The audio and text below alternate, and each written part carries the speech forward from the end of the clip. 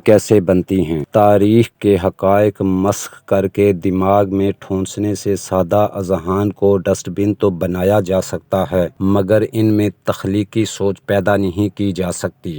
بلند آواز میں نعرے لگانے سے اپنے لوگوں کو دھوکہ تو دیا جا سکتا ہے، مگر حقیقی ترقی کا ہدف حاصل کرنا ممکن نہیں۔ ناقابل تسخیر وہ نہیں ہوتا جس کے پاس ایٹم بم ہو، بلکہ وہ ملک ناقابل تسخیر قرار پاتا ہے جس کے پاس متحد قوم ہو۔ قومیں صرف اسی صورت میں متحد ہوتی ہیں جب ان کی منزل ایک ہو، اخلاقیات مشترک ہوں، مقصد واضح ہو اور انہیں لیڈ کرنے والا غیر متزلزل کردار کا حامل ہو۔ جب بادشاہ کو سلطنت بچانے کے لیے امرا کے ساتھ ہر دوسرے معاملے میں کمپرومائز کرنا پڑے تو وہ نہ تو لیڈر بن سکتا ہے اور نہ ہی قوم بنا سکتا ہے۔ ملک کی ترقی کے لیے ٹیکنالوجی اور معیشت کی اہمیت اپنی جگہ، مگر متحد قوم کی موجودگی ریاست کے لیے انجن کی مانند ہوتی ہے،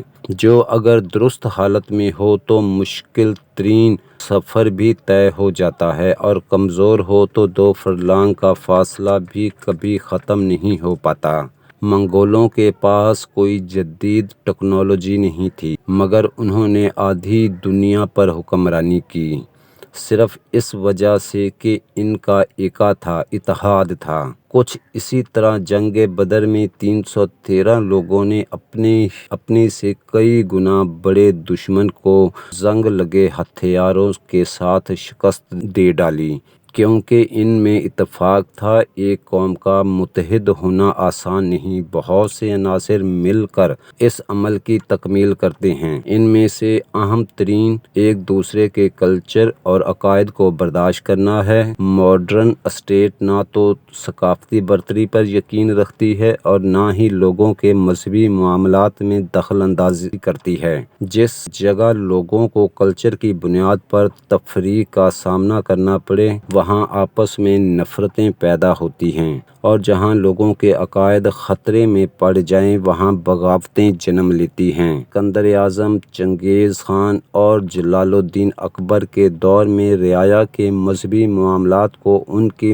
مرضی پر چھوڑ دیا گیا۔ جب لوگوں کو ان کے ذاتی معاملات محفوظ لگنے لگے اور بادشاہ کی نظر میں مذہبی رجحان کی بجائے قابلیت معیار ٹھہرا، تو تمام عقائد منسلک افراد نے سلطنت کی ترقی میں اپنا حصہ ڈالا۔ اس کے برعکس جن ممالک میں ثقافتی و مذہبی عدم برداشت ہوتی ہے، وہاں کے زیر اعقاب حلقوں کو ترقی کے یکساں مواقع میسر نہیں آتے، جس کی وجہ سے ان میں احساس کمتری ابھرتا ہے جو قومی اتحاد کے لیے نقصان دہ ہے۔ مغل دور میں مرہٹوں اور سکھوں سے ناروا سلوک بغاوت کا سبب بنا۔ 17ویں صدی کی عظیم طاقت اسپین کو زخم پہنچانے کی بڑی وجہ یہودیوں سے امتیازی برتاؤ تھا۔ آئرلینڈ کے لوگوں کے مذہب کو جب کمتر سمجھا گیا تو وہ بھی برطانیہ سے باغی ہو گئے۔ ہندوستان میں انگریزوں سے آزادی کے حصول کے تانے بانے مذہبی معاملات میں چھیڑ چھاڑ سے ملتے ہیں۔ آج بھی وہ ریاستیں جو ایک خاص کلچر یا مذہب کو پروان چڑھاتی ہیں، اپنے وجود میں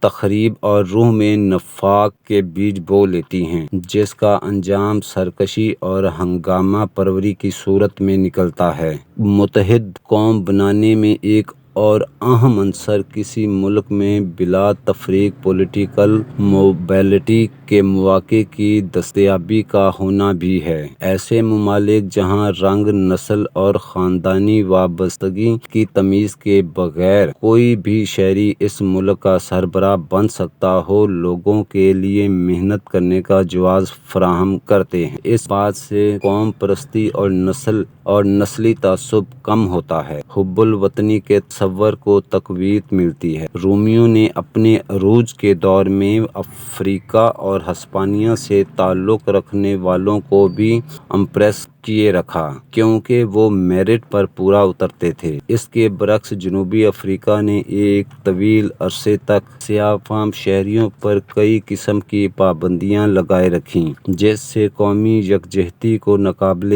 تلافی نقصان پہنچا۔ جب کسی قوم میں میرٹ کی بنیاد پر سربراہ چننے کا رواج ختم ہو جائے تو وہاں سیاسی ترقی رک جاتی ہے، جس کا انجام حق بات پر ڈٹ جانے والے لیڈرز کی ڈیولپمنٹ کی بجائے خوشامد پرور مہروں کی پیداوار کی صورت میں نکلتا ہے۔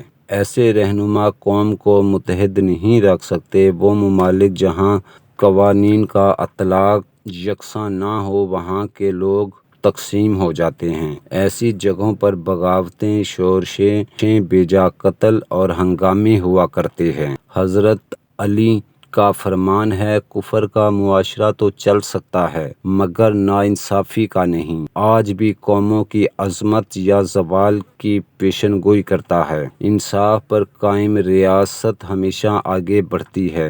بے انصافی ہو تو ریاست میں سونے کی کانیں بھی دریافت ہو جائیں تو کوئی فائدہ نہیں۔ قومیں اس وقت تزلزل کا شکار ہوتی ہیں جب ایک ہی جرم پر طاقتور کو تو چھوڑ دیں مگر کمزور کو پھانسی گھاٹ تک لے جائے۔ رومیوں، منگولوں، مغلوں سمیت تاریخ کی تمام عظیم قوتوں کے زوال کی بڑی وجہ آخری ایام میں وہاں انصاف اور میرٹ کی پامالی تھی۔ نیشن بلڈنگ کے لیے ضروری ہے لوگوں کو یہ احساس دلایا جائے کہ آپ سب قانون کی نظر میں برابر ہیں۔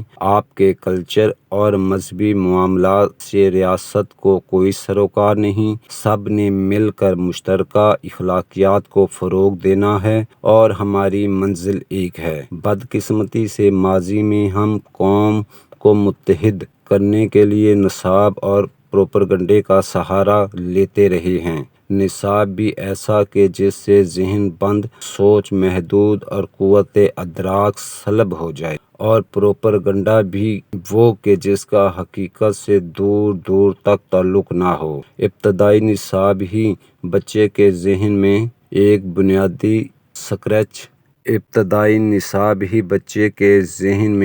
بنیادی ڈھانچہ بناتا ہے جس میں وہ ساری عمر مختلف افکار کے رنگ بھرتا رہتا ہے۔ تحقیق سے عاری درسی کتب کو رٹا لگوا کر طوطے تو پیدا کیے جا سکتے ہیں، دانشور نہیں۔ پروپیگنڈا کر کے بھیڑیں تو تیار کی جا سکتی ہیں، لیڈر نہیں۔ اس ملک کے عوام کو سچ اور تحقیق کی ضرورت ہے۔ ماضی و حال کی حقیقتوں سے آشنائی ہی گرد میں اٹے ہوئے افکار کو شفافیت دے سکتی ہے۔ سچائی جانیں گے تو ذہن کھلیں گے، ذہن کھلیں گے تو برداشت پیدا ہوگی، برداشت سے اتفاق جنم لیتا ہے جو ہماری مشترکہ اخلاقیات کی نمو میں اپنا کردار ادا کر سکے گا۔ موجودہ جمود کو توڑنے کے لیے یہ جاننا ضروری ہے کہ اس وقت دنیا میں ہم کہاں اور کیوں کھڑے ہیں۔ خود شناسی کے بعد سمت، راستہ، روشنی، منزل خود بخود دکھائی دینے لگے گی۔